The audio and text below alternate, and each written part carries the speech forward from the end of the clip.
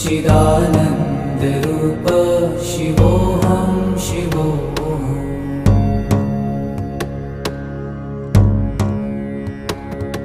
न च प्राणसंज्ञो न वै पञ्चवायु,